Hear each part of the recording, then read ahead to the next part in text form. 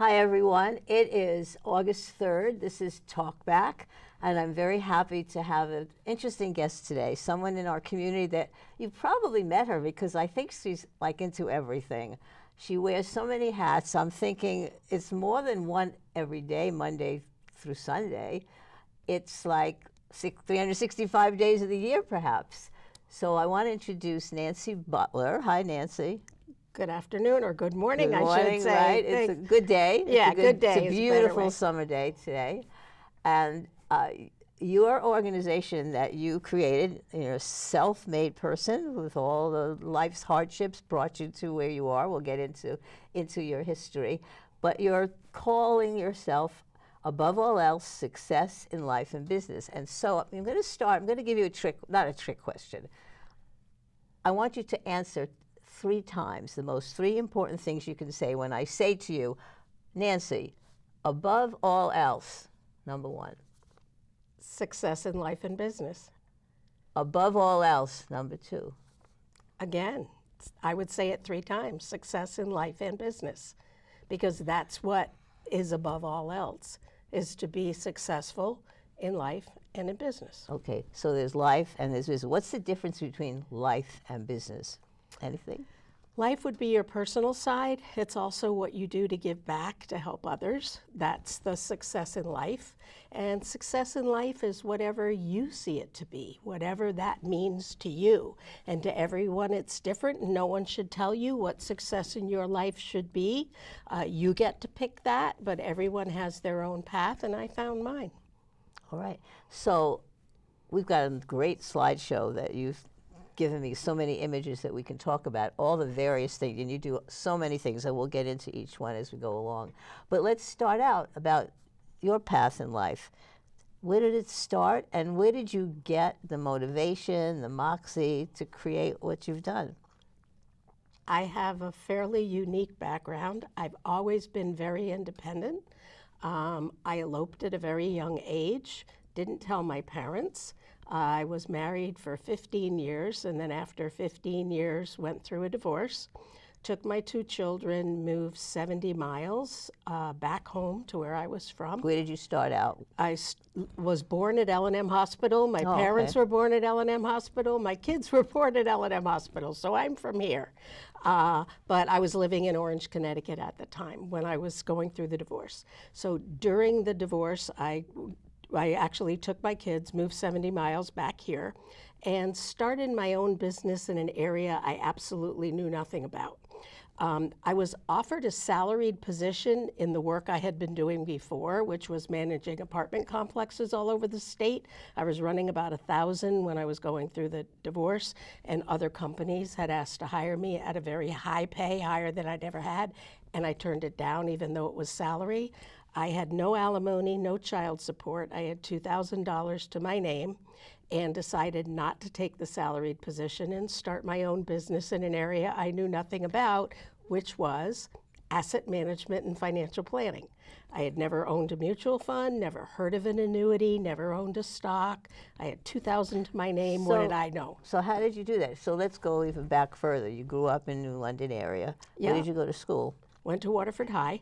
But left early because, so with all of this, I didn't graduate high school because I eloped before I graduated high school.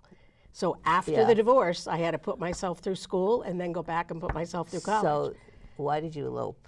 I mean, it's so interesting. It's an adventurous thing. It's a self-help thing. It's, I'm going to keep a secret, not tell my family. Were there issues in your family that made it necessary for you to elope? Go on. I had a good family life. I mean, I had a good childhood. It wasn't that it was a problem. I was just very independent. And both my parents worked, and I had dinner on the table when they came home and helped clean the house and do the errands and all of that. And I said, you know what, I can do this for myself. So how far along were you in high school when you eloped? I was 15. So you weren't even a senior? No. I thought, I don't know, I thought that in most states you must attend school at least till you're 16. They couldn't make me. I mean, I went to Maryland and eloped. You couldn't elope here. And where did you settle, the two of you, back in so, Orange? After we got married, he went home and I went home, and we didn't tell anybody. And so it wasn't until many months later when I became pregnant that we had to tell someone. And that's when we started to live together. So you only saw each other secretly? Yeah, all that yeah. time? So again, what was the motivation to do that? To do something exciting? To do something different? I wanted my own life. I wanted my own family. I wanted And my own how life. did your family react when they found the Very truth? horribly. What would you think they would react? They didn't welcome you. Well, And, I'm sure. I mean, I did really well in school. I had a great future coming, and they thought I was ruining it all. You know, I mean, well, they it's an didn't. interesting start. So, did you finally finish Waterford High School? Not at Waterford High School. After the divorce, I went back, while I was raising my kids on my own, building my business. You weren't in school at all. I wasn't in school at all. I'm still. We're going further ahead. Than Okay. I want to go back to when you got married. When I got married, I was not in school at all. I And did stayed you home live- and took care of my children. Before you divorced. Correct. Before you divorced, and before you gave birth, before you got pregnant, were you with your husband? You said you lived in your family homes, each of you. When did you move together? Until several months later when I became pregnant, All right. and that's when we moved in And then together. did you leave school at that point? Yes. Oh, okay. You Yes. left school at that point and Yes. did not go back to get your GED No, until... no, till after the divorce. Okay. So what education did you have beyond that? Then I went through, I decided since I was going to be in asset management and financial planning, I needed to have credentials to prove that I knew what the heck I was talking about if I was going to manage other people's money. So not only during the divorce, in the middle of the divorce, I had to pass 3 federal securities exams plus 5 state exams in order to do the work I was going to do. Well, what education backup did you have in order Up to take until the that exam? point, nothing until that. You had no high school diploma? Nothing. Just went and did that. So did you ever go on to So then finish your after that, you could see the designations after my name now. I have the Certified Financial Planner designation because I went to College of Financial Planning and got my designation there. Certified Long-Term Care, so I work with people as they age and how to pay for care for the rest of their life. Certified Divorce Financial Analyst, which I still do that work now. I have testified in court as an expert witness on what's financially fair in divorce because I have that training. And Certified Senior Advisor, so I work with people as they age on how to help maintain their independence and happiness as long as possible. And that's all the training and education. But when you have your federal securities license and state licenses, you have to have 30 continuing education credits a year just to keep those licenses. Did you ever get you probably got a GED, right? Yes. For the high Yes. school. Yes. Beyond that, did you ever get a college degree? Just all the designations. So you just got training in a specific field. Correct. How long was the course to do financial planning before The financial planning course was 2 years. And then the others were however long it took you to get through all the All right. material. So and- people are going to want to know, how did you've got 2 kids. Yeah. How old were they when you got divorced? One was 8 and one was 15. So then you moved back to this area. Yeah. And then you just said, what came into your mind for you to say, I want to do financial planning? I'm not even a high school graduate. I have no college in my belt. Good question. How do you do that? Good question. So there was a perfect reason why I decided to do that. Their father was not paying alimony, child support, or any other kind of financial assistance for me or for the kids. Did you have a court proceeding on that? Yes, or we did. And How did he that's get away how it with went. That's how it was went. he employed at the time? Yeah. In fact, we both worked for the same company. I left the company and came back and started my business. A court did not require him to pay child support, notwithstanding that he Oh, had I take a that job? back. He was supposed to pay child support. It was only $30 a week for the 2 kids, and he didn't pay it. And so I kept going after him, but it was tough, and he didn't pay it. So I wasn't getting the money, and there was no alimony. Yeah. Today you can get a wage garnishment. Somebody's employed and Right. This standardized. was back in '81. Okay. So the reason I started the business was I felt that if he wasn't going to pay to support these children, I better learn how to manage money. And even if the business didn't work out, what I would learn would help me to raise my So kids. I think so many people out there would say, how does she do it with, she's got nothing. He's not, the father of the children is not paying child support. Your family is supportive. Where are you living? And No, my mother's lived out of state. My father died at 49. Okay, so where are you living and how are you supporting the kids while you're getting this education for this knowledge and information that you're going to use for Great question. business? And most people would not know the answer to that. So great question. When you are a financial advisor, you need to be connected to a broker-dealer or someone over you. When I started out, it was IDS, which was Investors Diversified Services. Then they became American Express, and now they're Ameriprise. Ameriprise, I've heard. Yeah. Yes. So when I started with them, we agreed when they hired me that, because I told them I had never sold anything in my life. I have no plan on ever selling anything in my life, but if you want a good manager, let me know. And that's how I applied for the ad. They said in order to be a good manager, which I completely agree, you have to be where your people have been. So for 1 year, I would do everything that the financial advisors would do so that after a year I could become a manager, hire and train others. In the meantime, where are you getting the resources and the funds? So because I had to be connected with them, they had a draw. And that meant, what a draw meant was they gave me so much a week, which was very little. It was like $230 a week or $260 a week, something like that, back in '81. And if I didn't make that much money that week, because I'm just starting out learning the business, then I owed it back to them. And then when I got a big check, I got no check until they were paid back first, and then I got what was left. So that's what I did the first year, and that's how I got by. Did you get any assistance through the various state or federal programs? I never applied for anything. I did it all on my own. How were you? I had the $2,000. I needed that for business cards. I needed that for a first month's rent and security deposit to get us a place to live. And what was left, I was just very frugal. How did you take care of the kids' needs in terms of daycare? Were the kids in school? They were both in school. They were both in school. And because I was that was the other reason why I chose to be self-employed, because I figured my hours would be easier. I could get them to school. I could get them off to school. I mean, my oldest was 15, so I didn't have to really have a babysitter, which was good. My brother lived nearby, and he and his wife would watch the kids if I was going to have to be long hours and didn't want to leave them home by themselves for too long. So that worked out. So their father never had any... He lived in Orange, Connecticut. I lived back here, and he rarely ever saw them. Or what a shame. Yeah, hardly ever. It must be something that haunts your children to this day, or well, no, now they're close. Now they're close. Now they're adults. They're both married. They both have kids, and they're close. That's interesting. He walked them down the aisle at the weddings. Interesting. Yeah. That's right. All right, so you maintain yourself on that 230 draw plus whatever else you made. And how long did that process take until you felt that you were on your feet? That took a year. And I knew I had arrived when I started to be quiet. Because when I first would meet with people, I was afraid they would ask me a question that I wouldn't know. So I kept talking and talking and talking and talking.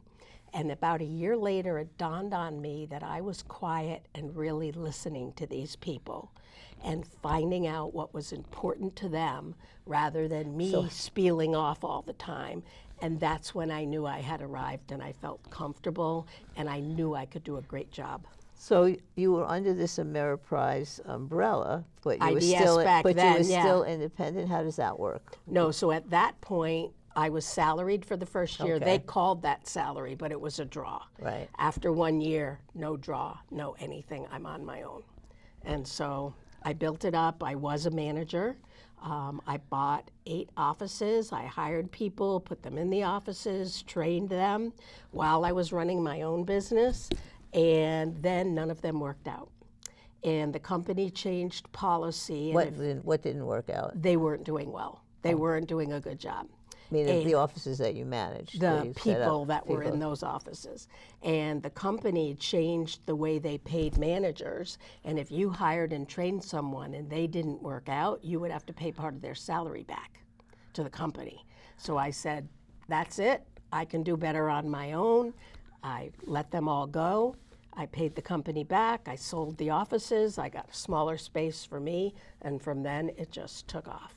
I mean, I built it to $200 million before I sold it. I mean, $200 million that you were Managing. people's money that you were helping to manage. Yes, for them, right. And before I sold it, and it just worked out really, really well. And to this day, I run into former clients, and they're just really happy, and it feels good. Good. So your career really rose with the financial end, right? Yes. Financial management, investing. Yes. And then how did you decide to branch out to other areas? So now we got the business piece. So success in business, you think you achieved that. Now we have the life part. How did you branch out to other things that you do? So then I started becoming more of a professional speaker, and especially after I sold the business in 2007, I'm an international speaker now.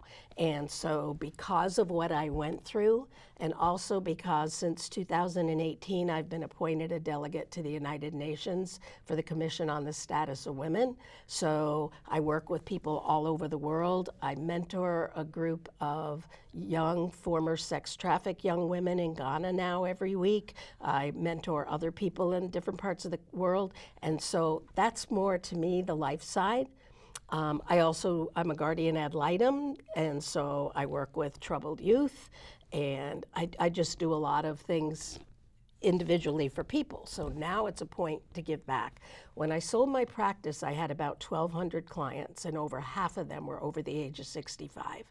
And I had been in business for 25 years. So I saw a lot of people through the aging process, through needing to retire, wanting to retire, getting them to retire, through the aging process, through paying for long-term care, through settlement of their estate after they pass, through working with their children, getting all of that straightened out. And so now the life side has a lot to do with that. In fact, the last book I wrote, Above All Else, Happiness and Success in Your Senior Years, is specifically for people over the age of 55, and things you can do while your mind is sharp to help you maintain your independence and happiness as long as possible.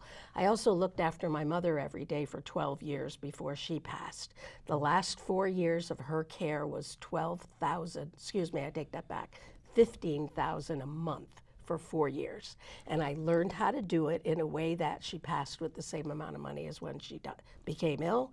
And my brother, sister, and I only had $100 taxable when she passed. Did she live with you or in another facility? Other facilities. It wouldn't have been $15,000 if she had lived with me. Right. Yeah, no, she lived in another facility. Yeah. And they first lived out of state. I told you my father died at 49. She remarried about 10 years later, and they lived out of state. And I had to help care for them when he got ill. And then eventually I moved her back up here with him so I could help watch them, because I'm running a business and I'm getting called at 2 in the morning to go to New Jersey to help them. And it was a lot easier to move them back up here. So you built up your career in finances, but then and now that you've sold your business, and do you consider yourself retired from the business aspect, and everything you do now is volunteer work?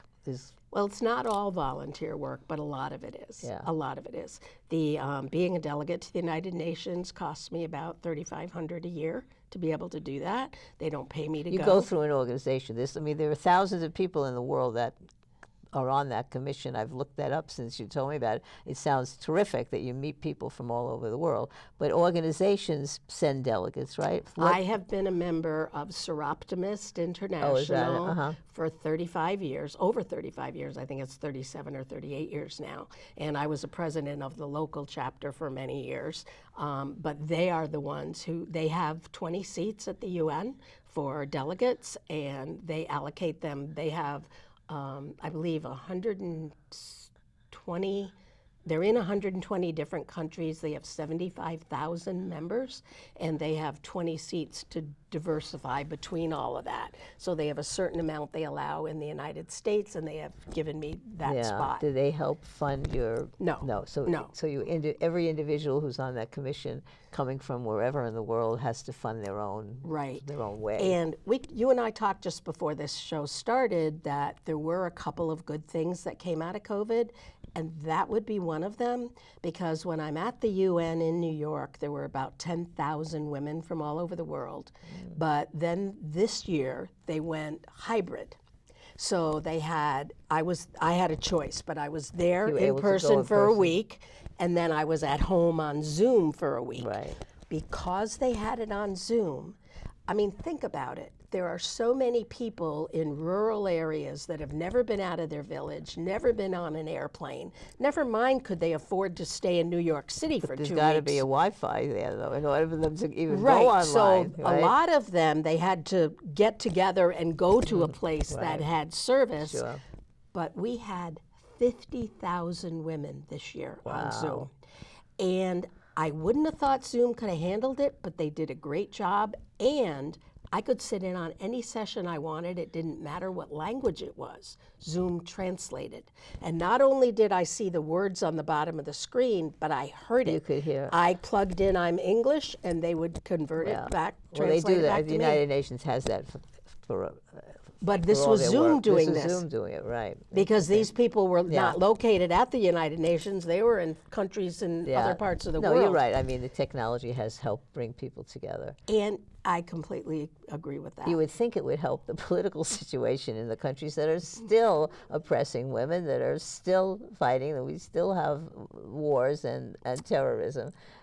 They're not all stepping up the way they should, but I did sit on one session, and this was before COVID, and it was for Malaysia, and they have done that.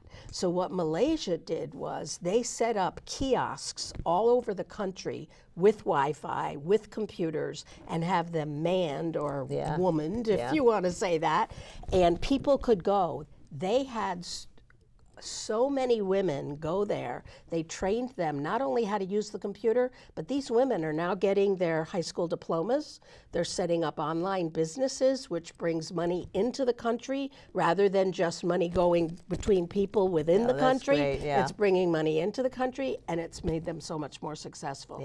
And they presented this at the UN so that other countries and other organizations could learn So from you it. remember when Hillary Clinton was Secretary of State, she went to the UN and she said, human rights are women's rights, or women's rights are human rights. And we're still, I mean, the very fact that she had to make that statement and it was considered revolutionary tells you a lot about how much progress we still have to make. And I can put one more thing into exactly what you're saying. The first year, I think it was 2018 when I was a delegate, I sat in on the first session they ever had on widows. They had never, in the Commission on the Status of Women, which is now I think 68 years of doing it, they had never had a session for widows. And when you hear how widows, people knowing how to plan their estates. When you say wills. it was more than, it was that, but it was a lot of these countries, these people don't even have estates. Right. It's more about how to treat widows and how to make sure they have enough income to live, and they're not just put out on the street because their husband died and they're not allowed to own anything. Financial literacy for women has always been a huge issue. Because even in today's world, I'll bet if you took a survey of couples that are living together, probably the majority of them have the man is doing the financial work for the family. I think for it's maybe many, changing. many years Yeah, it was may like be that. changing. It is changing. Well, of course, we have so many more people that aren't married and so many people that are single. And, Exactly. And so it is changing, but still, I think there's still that backward looking aspect. I have women friends who I think would go, they are active in so many other areas of life, but when it comes to the finances, I think they leave that job to their husbands. I agree that there are still a lot of people in that area. I didn't see it as much, and maybe because I'm a female in finance, so that the women came to me more than maybe the men would have come to me. So a lot of my clients were women. Right. And maybe that's why I don't see it as much as well, you you do. probably see them as they're aging, as they're becoming widowed, and they need that kind of advice, that information. That's right.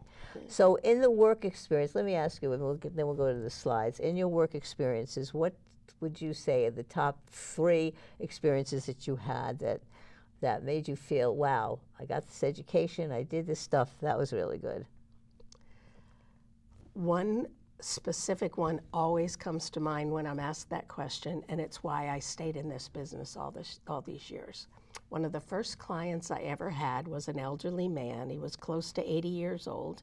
I will never forget him. I know his name. I remember his house. I remember the street. I remember everything about it. Back then, I used to go to their house rather than have them come to my office, so I'd been in his home.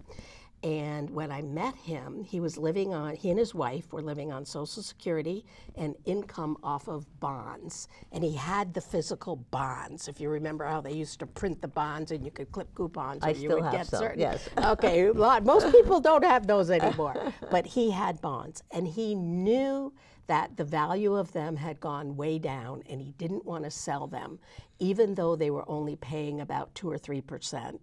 And interest rates, I could get him a bond paying like 12% at that point. I actually had him sell them. He lost half of the face value selling them, but by selling them and investing the half that was left at a much higher rate, gave him more income than he had had in years. The reason why I stayed was about a year later, I got a letter from him, and I wished I had saved it, but I didn't. That because of me, he and his wife had gone to California and visited their children and saw their grandchildren for the first time in their life. And a week after they came back, she died. And if it wasn't for me, the kids never would have seen their parents or their grandparents, and he and his wife never would have been able to see them. Well, you remember it, so it's in your memory. That one thing that happened said, wow, I know I can do this, and I know I can help so many people, and it was great. And you and I were talking before we started live about elder law issues, and you work with that, and we were sharing some stuff. Have you come across all of the financial scamming and the opportunism people do with dealing with elderly people financially? Is that something that you've seen? You must be seeing that. Yeah. It's everywhere, and it's really sad. It really is. One particular couple I remember came in, and it was a husband, wife, and the daughter was the daughter of the man, but the wife was not her mother. The wife and the husband they were all from a foreign country, but they were living here. And I could have sworn that this woman was taking him for a ride. This woman he had married was just, every time they came in, she wanted money out, and no, you can't keep this here, and I need this for that. And I was so afraid he was going to end up with nothing, and he was in his 80s, and she was younger, quite a bit younger, and if she had spent it all, what's he going to have? He did so well all his life, building up a wonderful retirement for himself, and it would all be gone. And I reported it to our compliance department, and they took over, and they handled it. What happened from that, I didn't work with them after that. It's showing us that as we live longer, the people that we trust the most, that are supposed to be taking care of us, like our children or our dad's spouse or our lawyers or our financial planners, are the ones that are taking advantage of us and harming us the most, both physically and financially. So if you truly believe that, then what do you think people should do to find the right people? Well, this is what we're working on in this community. I know you took a class in that, and you're working on that. We have Safe Futures in this community. We're trying to develop the services there that will let the elderly community know this is a resource, we can help you. I don't know how you vet the right people. How do you, and too often it's more the family members, it's children, and it's the network out there, it's the phone scamming and the internet scamming. Definitely. We need an all-out war against that as we age. We can have another show just on all of that. But in your work, you've become a part of that. You've observed that. One of the biggest issues with that is, especially seniors today, a lot of them are not into the technology. Exactly. The way younger people are, and so it's easier to get scammed on their phones. on their computers because they don't understand it, they don't know it.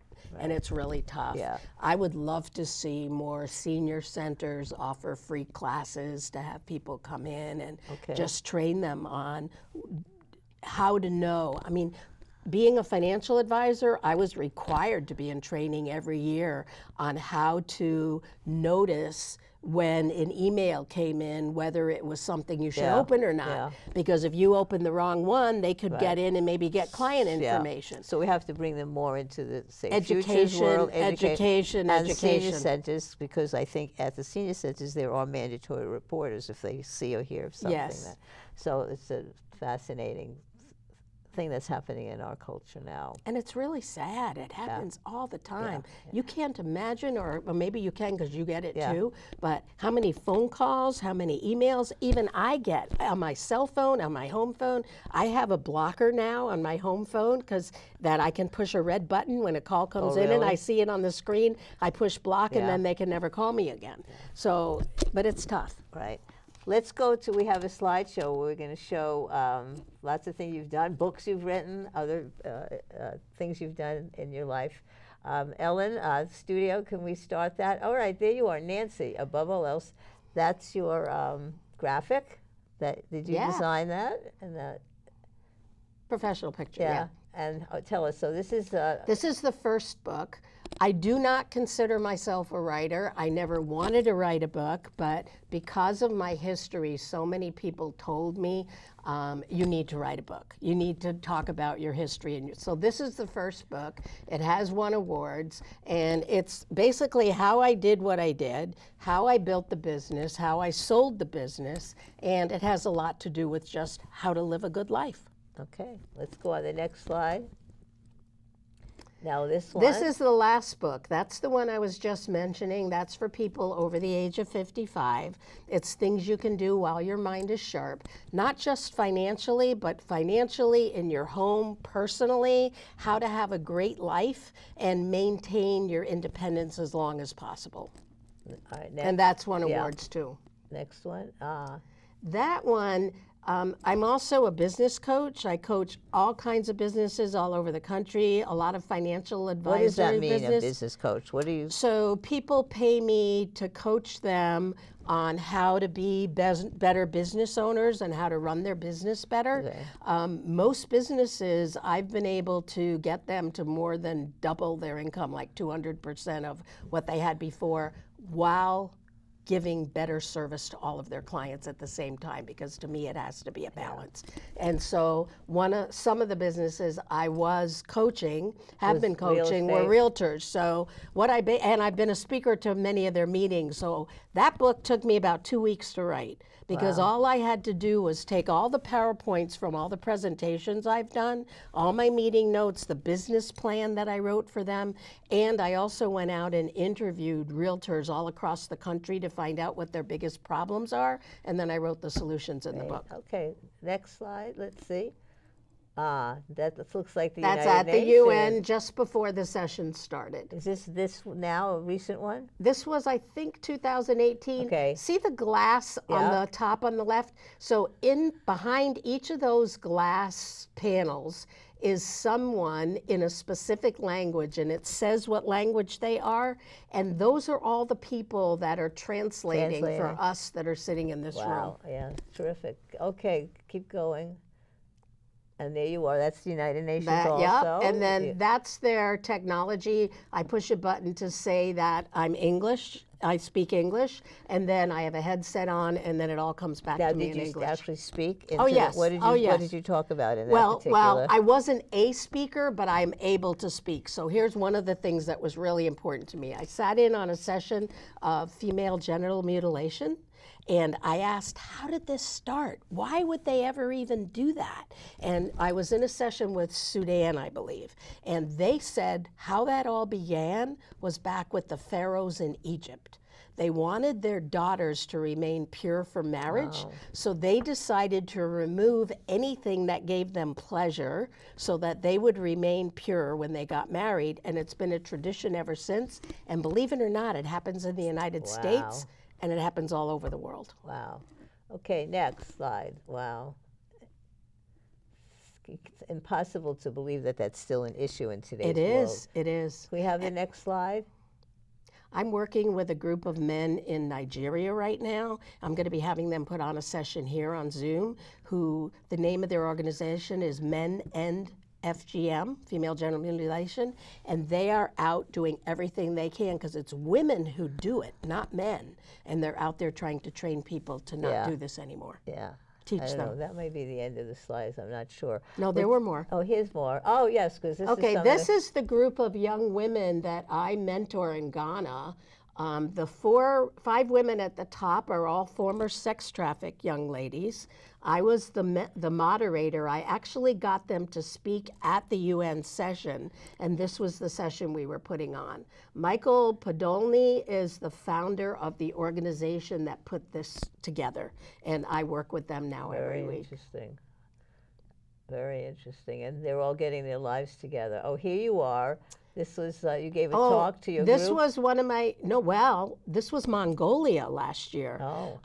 There was the Seroptimist organization in Mongolia had 250 members, but only 100 spoke English. So we did it on Zoom. They recorded it all. Then they had it translated and played it to the other 150 members. What the heck do I know about Mongolia? Nothing. What do I know about Mongolia women? Nothing. So I love a challenge. I did a lot of research. I had to figure out how to convert kilometers, how to convert their money. I made a whole slide presentation. They said it was one of the best they'd ever had, and they loved it. Terrific. So it's great.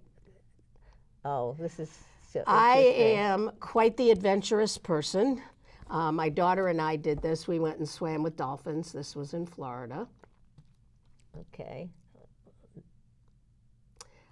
She and I went to Cape Town, South Africa, where they filmed Shark Week on TV, and that's me in the cage actually doing a shark cage dive. Wow. I had an underwater camera. I got a picture of him, which I don't think you have, with him right with his mouth open right at my face. Ooh. I absolutely loved it. Oh, this is... I went to Israel. And after our group left, I stayed for about 3 days and lived with an Israeli family so I could learn the culture. And that's me riding a camel in Israel. My husband is not as adventurous as I am, but he's a good sport. And I said to him, it's time again. And he said, oh no, now what? I said, you have 3 choices. We're going to learn how to fly a helicopter, we're going to learn how to fly a plane, or we're going to drive real NASCARs at a real NASCAR track. You get to pick. He said, I'll do the NASCARs. So we went to Loudon, I think it's in New Hampshire or Vermont, and we actually drove NASCARs 3 days before NASCAR by ourselves on the track. Wow. And he ended up loving it more than I did. Great. When I've always had it on my bucket list that someday before I die, I will go to South Africa on a safari. I actually won it at a charity auction. Really? And my husband said he didn't want to go. I called my daughter. I said, if I win this, do you want to go? She said, sure. She went with me. And while we were on the safari, they said the cheetahs had just eaten. We could get out and lay down and pet him if we wanted. And that's me petting a live, full-grown cheetah. You might be able to see, but there's others running around in the back. I'm a firm believer in making sure that you're doing it safely, but not be afraid to go jump into things. So there was no risk in what you did there? There was a guy, first he had just eaten. Secondly, there was a guy standing there with a gun. He might have if wanted there was dessert. That's what my husband said after I got home. What if he wanted dessert? But there was a guy standing there with a gun. If that had been an issue, he would have taken care of it. I think is that the last slide, Studio? I think it is the last slide. And then when my daughter laid down with him, he actually rolled over, and I had a picture of him licking her arm. Yeah, so you're adventurous. Which is a wonderful thing. I believe you only go around once in life. I will try almost anything. How about food too? Are you? It's funny. I'm real picky about food. No, you can't be. You have to be adventurous. I have never in my life had coffee, tea, beer, wine, or alcohol, and I haven't had meat in over 30 years. Well, that's way too boring for you. Yeah, well, but dark chocolate, that's my thing. All right. So let me ask, those are interesting slides. I'm glad you shared them. What's next? What's next? I mean, we're all getting up there in years, and are you going to take a rest, or are you still going to keep going? No, What do you no. want to do? What are your goals I for the get next? bored very easy, and if I don't have a lot of things going on, I get bored. If I have just one thing, Is it's there not enough. Let me ask you this. For me, it's the ocean, because I'm a little bit like you in terms of excitement, and I need stuff going. But I can sit at the ocean on my beach chair, listen to music. I don't like it. You can't do that. You can't sit. No. In fact, I had two computers side by side with a TV in the middle between them. So I'm watching a show while something's printing off of this computer. I'm working on this computer. So where do you get your relaxation, your calmness? Do you ever meditate? Do you ever take time to say, wait a minute? I'm happy. I'm doing what I love. I have great family. My husband's wonderful. My kids are wonderful. My grandkids. My two grandkids here, I watched them 3 days a week and 4 weeks in the summer for 20 years. They are now older and on their own. My youngest daughter's in Florida. She can't have children. She just got 3 kids, a 4-year-old, a 2-year-old, and a newborn. I go there every 2 months, and help out with them. And I don't want to stop until I have to stop. Why do I have to stop? It's funny, when I sold my practice, the older grandkids said to me, "You're busier now than you were before. I thought you were retiring." I said, I never said I was retiring. I said I was selling the practice. Yeah. Tell me, what do you want me to think I should be doing when I wake up tomorrow if I don't do what I'm doing now? What is it you think I should do? And so some people are saying, don't you want to go lay at the beach? Don't you want to go? No, I don't. You can relax. There's 24 hours. You can take 2 hours and relax. I don't like to relax. No, that's okay. So I asked, you didn't answer, but we got sidetracked. What do you have goals? Is there something you still want to do? Like you said, you wanted to do the safari and do the plane. And it's funny you asked that. So as you check off the things on your bucket list, and mine was getting pretty well checked off, I thought, what do you do when it's done? Do you just die, or do you keep adding more things? So I'm always adding more things. Whether they'll happen or not, I don't know. And COVID, I think, has kind of squelched some things as far as international travel as much as I used to do before. And probably age, too, as far as feeling safe at an older age, being in a country by myself, like that. But there's always goals. There's always goals. So there's goals with family. There's goals for making a difference in the world. And I think that's what's really most important to me right now, is where I have been fortunate enough to be able to, once I sold my practice, financially I don't have to work, but now I have the time to give back and do for others.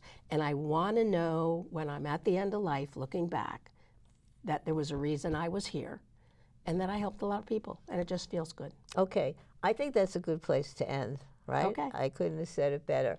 All right, so it's been great talking to Nancy. Are you as busy as she is? What's your bucket list? And we'll see everybody next time on Talk Back. Bye.